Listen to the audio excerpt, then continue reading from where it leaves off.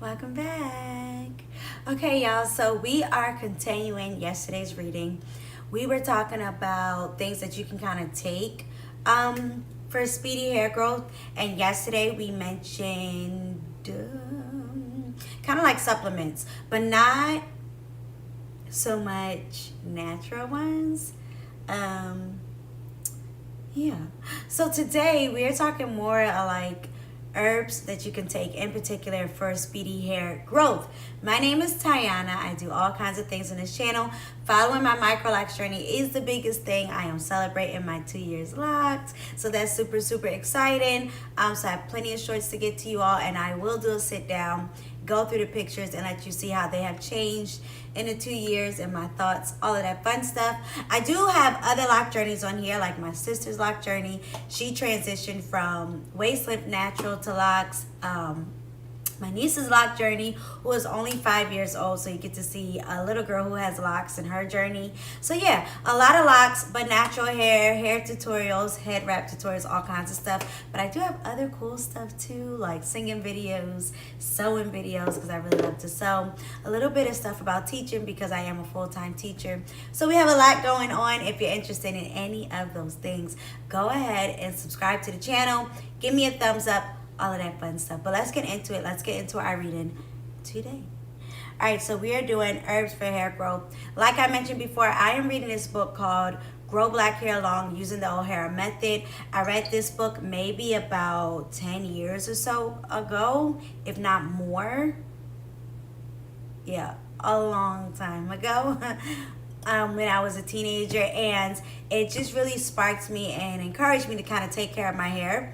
So I wanted to reread it because some things I want to try again. I did try it when I first went natural, but as I grew like happier or more content with my hair, some things I guess wasn't as important anymore. So I do want to try them again and, you know, just double check and see if they really do work the way I thought they worked. So before we get started on trying out some new things, we are going to make sure that we read the book again and get the information. All right, here we go. Herbs for hair growth. Let me just, you gotta check these things. So just double checking you all out, making sure everything is kosher on y'all end.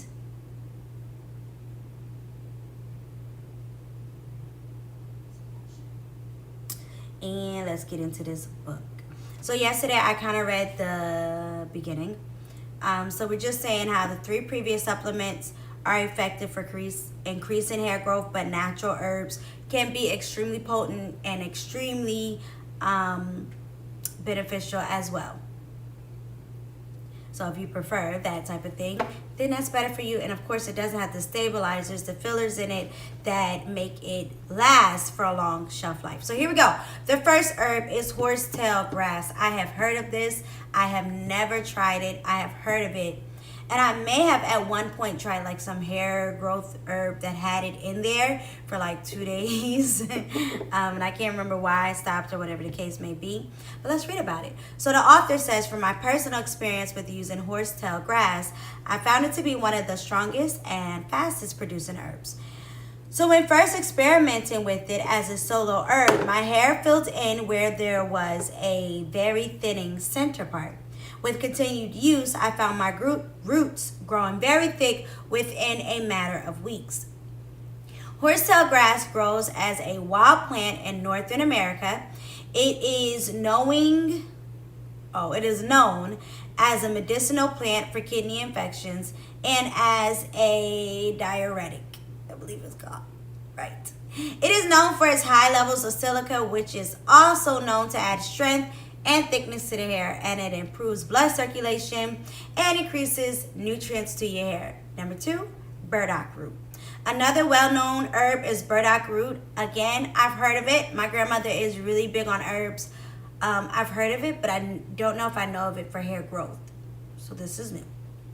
It is a weed related to the sunflower family, and it's native to Asia and Europe. It is a traditional Chinese medicine which fights cancer, purifies blood, helps with eczema, and also helps with the signs of aging. So from personal use, Braddock Root helps with reducing gray hair. And it also helps in regrowing bald spots. She definitely wrote bold spots. If you are older and find that your hair may be going through the stresses of thinning, graying, or lacking in luster, then Braddock Root is for you. Braddock Root also contains amino acids for protein building, and it contains a vitamin, which is a good for you if you want a healthy scalp. Next one, stinging nettles. This herb grows in the wild and is rich in minerals like iron, magnesium, zinc. These 3 minerals are essential for slowing down gray hair. This is something that stinging nettle is known for. And stinging nettle also adds to growth, but where it wins is in the minerals, which help to produce vibrant, healthy hair growth. Going on, saw palmetto. Hey, Dad. Glad you're first. It must be nice. This herb, saw palmetto, is great for men who suffer with male pattern baldness. It is known for blocking the enzyme which produces DHT. And this is a molecule that's responsible for hair loss as well as enlarged prostate in men. As a medicinal herb, it is used for bladder infections, prostate cancer, decreased sex drive, and of course, hair loss. So a lot of these things are kicking you into overdrive for your hair growth. But if you're experiencing baldness, thinning, it helps for that too. And of course, it's an herb, so there's many other natural benefits to it as well. This one, never heard of it before. Looks like Foodie Roots. This root is famous in Chinese medicine as an herb which not only stops DHT, the molecule that's responsible for balding and hair loss, but the most potent aspect of Foodie Roots is its ability to slow down the graying process. And even better, Foodie Root has been known to actually reverse gray hair. That's something to look into. So it can actually reverse it, not just slow it down, but if you have some, it can turn it back, according to this. Important note, while all of these herbs promote hair growth in some form, by either adding increased strength to the strands so that they break less, or adding minerals and vitamins, each herb has its strength. Foodie Root, for example, while it's great for reducing gray hair, it cannot be compared to horsetail for its rapid growth and your insane fullness that it will add to your hair. So Foodie Root is good for your gray hair and baldness, but if you're talking about strengthening your hair, making it fuller, growing it faster, horsetail is the way to go.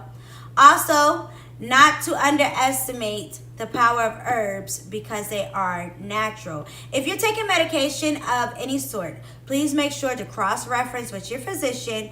And also, if you've ever been asked by a doctor if you're taking any medication, please make note of any of these herbs that you may be taking. Now, which to take?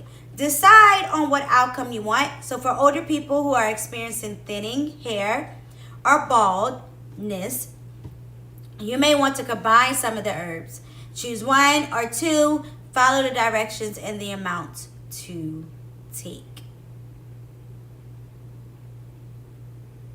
And that honestly is the end of all the herbs. The next part is on oils, which I will read that for you lovely people. But if you've been following my channel, you know I don't do oils. I can't do them. But I will read the next part on oils. It looks like most of these are really good for thinning, bald spots, and even gray hair, reversing it, making it better. So just to go through these again, you have the Horsetail Grass. That's like the biggest one she's rooting for. The Braddock Root, Stinging Nettles, Saw Palmetto, and the Foodie Roots. And again, you can take a couple and see which ones work for you, but she's saying the Horsetail Grass is the best one. So when we start our journey and we decide on what we're going to do, then maybe we can add that one inside. The only thing that makes me nervous about taking like any hair supplements and you know, like fast growth is that hair grows in more places than just your head. So I am not trying to increase hair growth in any other place. So I think that's one of the reasons why we stopped taking MSM, because we were like, we ain't trying to grow hair in other places that we don't need a bunch of hair to be growing at. So, but I do want to try the horsetail grass. I have heard about it. I definitely want to try it, amongst many other things. But that is all that I have for you today. This is short and sweet and to the point, so that's nice for me. I hope that you enjoyed this video. Don't forget to thumbs up if you really did enjoy it. Don't forget to leave me a comment. Let me know you stopped by. I never know who stops by unless you leave a comment. I only get a number. I don't get your name. So leave me a comment. You can always say hi. Let me know how it's going. If you tried any supplement like the ones we read in our last video or any herbs that we read in this video, go ahead, leave them in the comment section down below. But thank you for tuning in. I hope to see you next one. To all of my subscribers, thank you so much. All of my new subscribers, welcome. I hope you enjoy it. Again, my name is Tiana. We are all things hair over here. I hope you enjoy the content. Hope to see you in the next one. Until then, adios.